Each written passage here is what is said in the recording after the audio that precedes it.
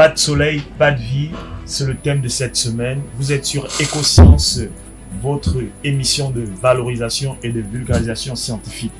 Pour en parler, nous sommes avec notre chroniqueuse des Écosciences, mademoiselle Boumbo Lorraine. Bonjour mademoiselle. Bonjour. Comment allez-vous? Je vais très bien. Alors aujourd'hui, on parle du soleil, source de vie sur Terre. Qu'est-ce que ça vous dit? Ça me dit la vie en fait. D'accord, ça vous dit la vie. Alors parlons-en, le soleil. Le soleil est une étoile qui existe dans le cosmos et le cosmos est composé de plusieurs galaxies, parmi lesquelles la Voie lactée. Et donc cette Voie lactée, nous avons le système solaire. Et le système solaire est un ensemble de planètes qui tournent autour d'une étoile qui est le soleil. Le soleil est une étoile justement qui est composée en majorité de l'atome d'hydrogène et de l'hélium. Alors cet atome d'hydrogène, lorsqu'elle fusionne avec l'hélium, eh bien ça donne ce qu'on appelle une fusion nucléaire. Et cette fusion nucléaire va émettre une grosse source d'énergie qu'on appelle l'énergie solaire. Donc c'est un rayonnement électromagnétique associé à de la chaleur. Et donc cette chaleur va donner une température environ de 15 millions de degrés Celsius. Vous comprenez combien de fois il fait chaud à l'intérieur de ce soleil. Et donc, la distance qui existe entre ce soleil et la Terre, puisque c'est ça l'objet, est à peu près de 150 millions de kilomètres. Et donc, une fois cette énergie se déploie, partant du soleil, se déplace à une vitesse à peu près de 300 000 km par seconde.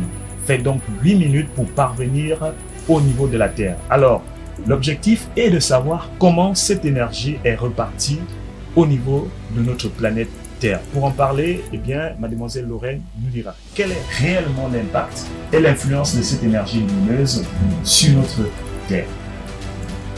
Alors, tout d'abord, l'énergie de nos jours est un des piliers fondamentaux qui régule notre vie. Elle nous permet de nous éclairer, de démarrer certaines machines telles que les voitures, les avions, en même temps qu'elle assure notre utilisation de certains appareils électroniques. Le soleil a deux principales manières d'influencer la vie sur cette terre. D'abord à travers son énergie lumineuse, donc les rayonnements lumineux. Nous avons pour commencer la photosynthèse. Il s'agit d'un processus chimique de conversion du dioxyde de carbone, CO2, en composés organiques stockés sous forme de molécules organiques. En fournissant la lumière sur Terre, le soleil permet la photosynthèse qui est à l'origine du maintien de l'équilibre entre le dioxygène, O2, et le CO2, le dioxyde de carbone. Tout d'abord, comment se passe la photosynthèse? La plante à chlorophylle. La chlorophylle, c'est le pigment qui teint certaines plantes en une couleur donnée, telle que le vert par exemple, que l'on connaît dans la majorité du temps. Alors, celle-ci va permettre la photosynthèse en fournissant du C6H12O6 qui est le glucose, en même temps qu'elle fournit le dioxygène. La photosynthèse est l'un des processus les plus importants de la biosphère, c'est-à-dire les endroits terrestres où la vie paraît, parce qu'elle fournit de l'énergie aux êtres vivants. Alors, la photosynthèse n'agit pas simplement sur les écosystèmes marins, pardon, sur les écosystèmes forestiers, elle agit aussi sur les écosystèmes marins. Il y a plusieurs centaines de millions d'années, les végétaux et les phytoplanctons vivant dans les fonds marins ont fait la photosynthèse. En réagissant, il y a eu production de matières organiques. Avec le temps, ces matières organiques vont se décomposer et fournir plus tard ce qu'on appelle les énergies fossiles non renouvelables. Alors, ces énergies sont tellement importantes parce qu'elles constituent 80% de l'énergie actuelle. Nous avons par exemple le pétrole. Le pétrole, lorsqu'il est distillé, fournit de l'essence qui sert à déplacer des voitures et des motos. Nous avons par ailleurs le kérosène qui est obtenu par raffinement du pétrole, qui sert au déplacement des avions, ainsi que le gaz naturel qui sert aux outils qui permettent le réchauffement dans des maisons, particulièrement dans les pays occidentaux. Comme on l'a dit, l'impact de la lumière du soleil sur les êtres vivants, sur les écosystèmes terrestres et marins. Mais aujourd'hui, le soleil a bien plus d'impact que cela. Par exemple, nous allons comprendre quel est réellement l'impact du soleil, par exemple, à travers ces deux types d'énergie, c'est-à-dire l'énergie thermique, qui est donc la chaleur, et l'énergie lumineuse. Quel est son impact, par exemple, au sein des océans, notamment les écosystèmes marins. Pour le comprendre, il faut revenir comment se fait la répartition de cette énergie sur Terre. On le disait tout à l'heure, lorsque le Soleil déploie son énergie, elle est composée d'un faisceau lumineux. Et dans ce faisceau lumineux, on a également de la chaleur.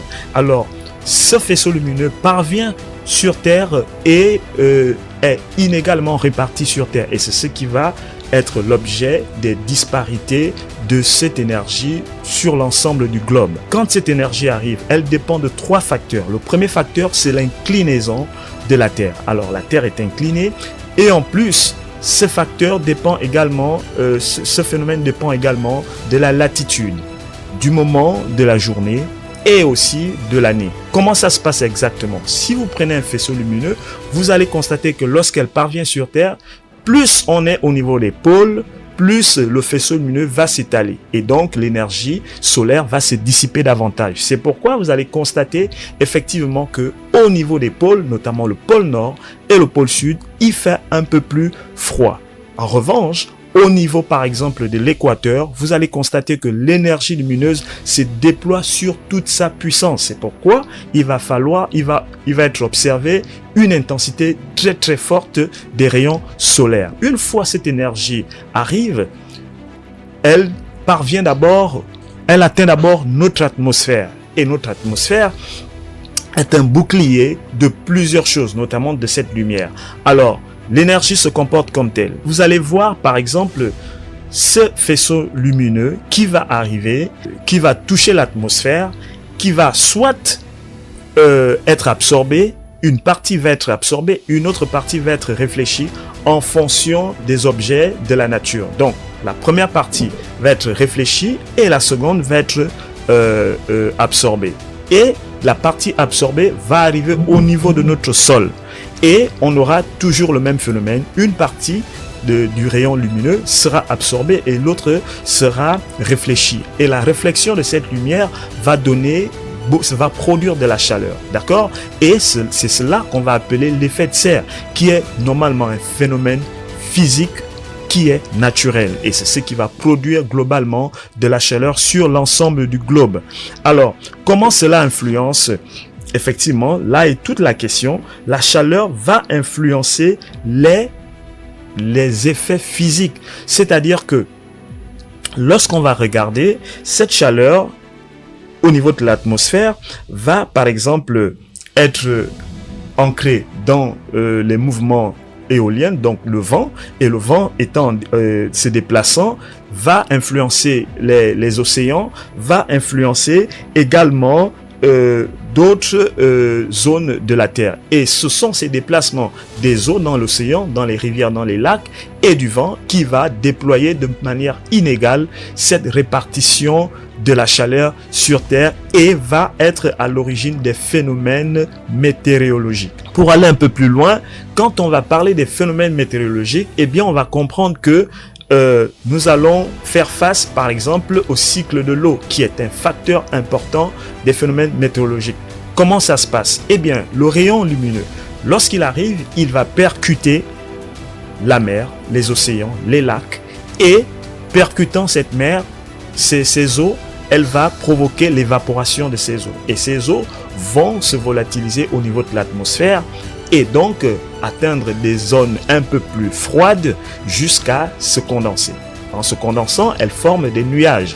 Alors, plus la condensation est importante des molécules d'eau, plus l'effet de la pesanteur, de la gravité va faire en sorte que cette gouttelette d'eau vont tomber sous forme de pluie ou sous forme de chaleur. Et c'est cela qui va provoquer justement les mouvements qui induisent le cycle de l'eau dans sa globalité. À rappeler que sans ces phénomènes, eh bien la Terre serait aujourd'hui un endroit inexploité, un endroit hostile et surtout un endroit très froid. Nous allons passer à la deuxième partie de l'émission pour comprendre réellement l'énergie qui est utilisée, les innovations qui sont faites à partir de cette énergie qui est utilisée par l'homme concernant le rayonnement lumineux.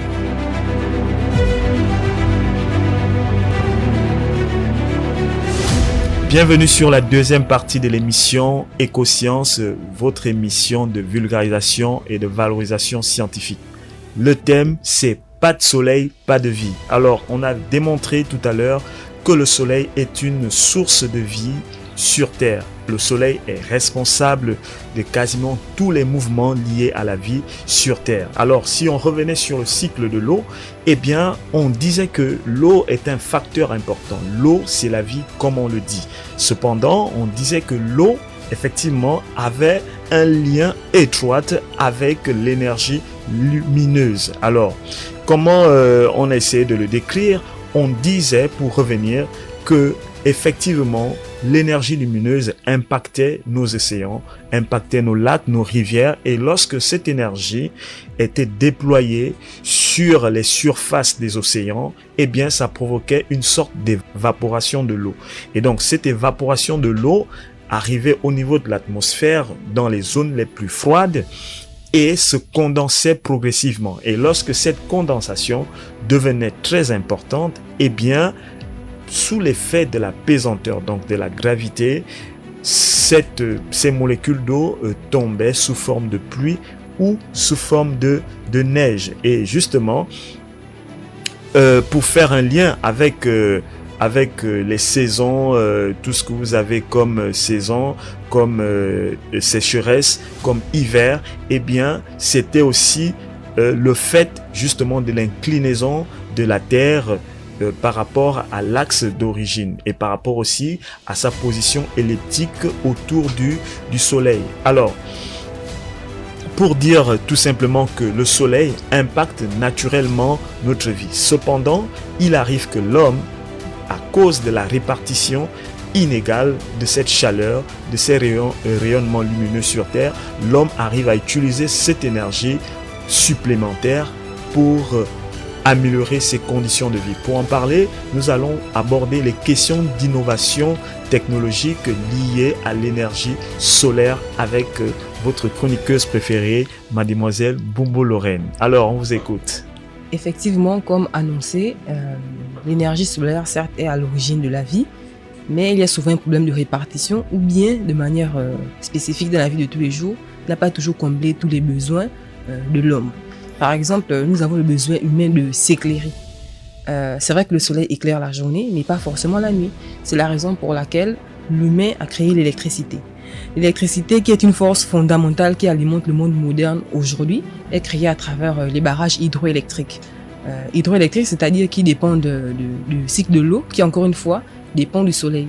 En même temps, nous avons aussi des centrales thermiques qui utilisent très souvent le charbon pour permettre la création de l'électricité. Alors ensuite, nous avons l'énergie éolienne. Le rayonnement solaire est essentiel pour créer des différences de température qui permettent le vent. Et c'est la puissance de ces vents qui permettent d'alimenter les outils éoliens et qui permettent de créer l'électricité. Nous avons aussi le biocarburant.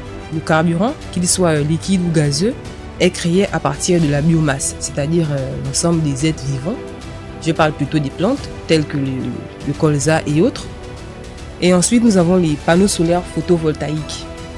Lorsque le soleil brille sur les plaques photovoltaïques qui sont faites à partir de silicium, ceci enclenche un mouvement d'électrons. Et c'est ce mouvement d'électrons qui permet de créer un courant électrique de manière continue. Alors, ce sont des innovations technologiques qui sont progressives depuis que la science existe, c'est-à-dire l'utilisation de l'énergie solaire par l'homme. Mais mademoiselle Lorraine, par rapport à l'énergie photovoltaïque, nous avons appris aussi que eh bien, il y a des innovations sur la qualité même de cette énergie, notamment il y a des plaques solaires aujourd'hui qui sont transparentes. C'est-à-dire qu'on peut très bien déployer comme des vitrines, par exemple, de nos maisons et qui peuvent être visibles et donc qui ont quasiment le même rôle que les plaques solaires d'origine. Je pense que c'est une innovation qui aujourd'hui qui est en vogue, surtout dans les pays développés, et nous pensons que l'énergie solaire a beaucoup à nous donner dans le futur. Alors, c'est Écosciences, votre émission de valorisation et de vulgarisation. Votre mot de fin, qu'avez-vous à dire par exemple par rapport à l'énergie solaire? Vous pensez que c'est vraiment l'avenir de demain? Oui, évidemment, je pense que l'énergie solaire, c'est vraiment l'avenir. avec les phénomènes d'excès de gaz à effet de serre, je pense que les humains veulent se retourner vers quelque chose de différent, quelque chose de plus économe et en même temps de plus respectueux à travers la nature. Donc je pense que bien exploitée, l'énergie solaire renfermera plusieurs avantages. Faisons confiance au soleil, faisons confiance aux innovations technologiques liées à l'énergie solaire. À nous revoir très bientôt. Vous étiez sur Écosciences, votre émission de valorisation et de vulgarisation scientifique, la voix de la science au Gabon. À très bientôt.